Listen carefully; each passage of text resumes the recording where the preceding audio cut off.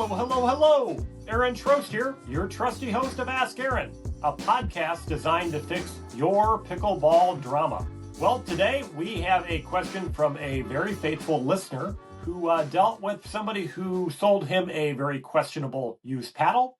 I think a lot of people can relate to this, so we're going to dig right in and try to fix this dilemma. From Skeeter.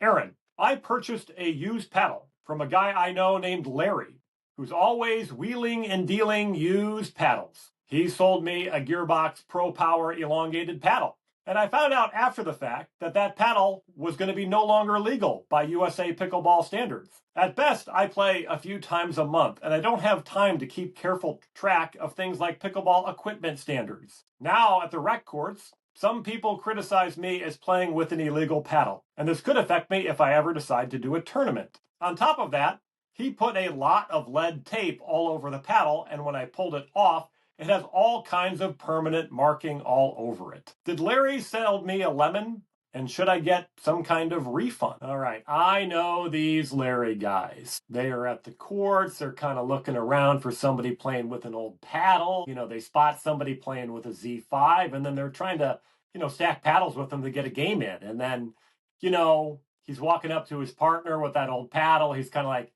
hey, boss, I really see you with the paddle with a little more power. And then pulls out the Gearbox Pro Power Elongated. That guy's playing with it. Used paddle dealer's like, yeah, man, I've never seen you play so well in my life, man. This paddle's for you. And yeah, I've had a bunch of people texting me about it, but I kind of like you. I want to cut you a deal.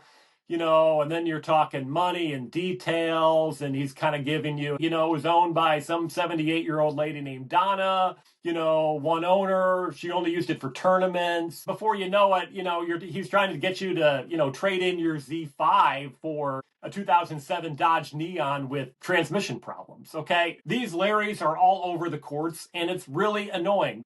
We didn't have these problems back in the old days. I played about 8 years. Back when I started, half the people playing were probably playing with wood paddle. A paddle was going for like $50 or $75 if you were really kind of, a spendthrift. But now, understandably, with these paddles being $200, maybe even like $300, a lot of people are in the used paddle market.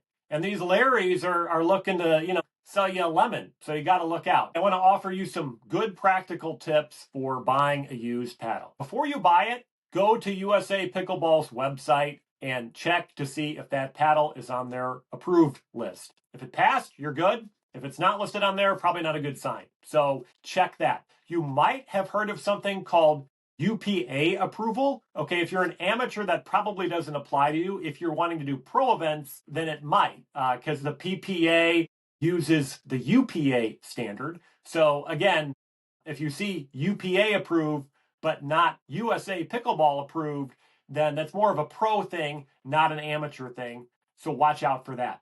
Another really good resource if you want to get the valuation of a paddle is a website I found called pickleballbluebook.com. I actually use it all the time to get a fair valuation for a used paddle. Sometimes I get those for this wonderful organization that I'm plugging here, Pickleball Planter. We do take used paddles.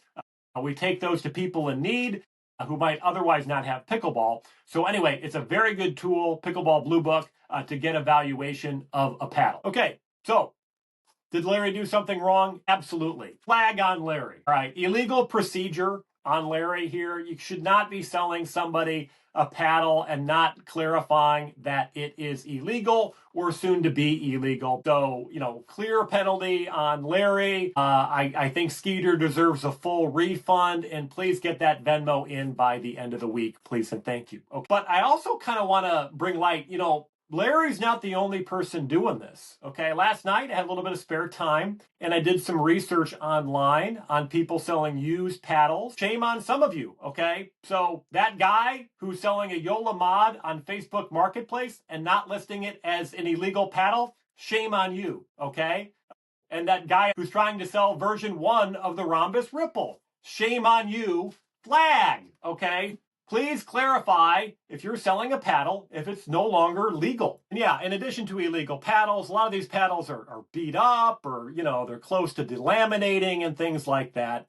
if Big Pickle is listening, you're welcome to steal this idea, okay? You know how we have a Carfax where you can check in and see everything that happened to a car you might buy? We need a paddle fax, okay? Somebody get on that, please, all right? I want to know, okay, if a demo paddle was used by a guy who had a tendency to throw his paddle and put a pound of lead tape on it, okay? I'd like to know that, okay? I'd like to know if a paddle was used by an 8-year-old who mostly used it to hit rocks, okay? I want to know that. Hey, if Ethel had a nice history of always using a paddle cover, that would be good to know, all right? So anyway, all the smart people out there trying to monetize pickleball, this paddle fax idea, you can steal it from me. If you want to give me a commission, great. And we need tools like this to save people from the Larrys of the world in the used paddle market. It's a very shady market, right? These Larrys, they're walking around the community center. He's got a delaminated paddle. He's trying to sell it to you. He's saying he'll throw in rust proofing for free. You know, and you just walk away when he does that stuff. And you do the walkout. Trust me, that Larry he's chasing after you. He's going to try to say, hey, I'll get you an extended warranty and all that. Just get in the car and drive away. And when you drive away, look through the rearview mirror because he's going to be holding that paddle, waving it at you,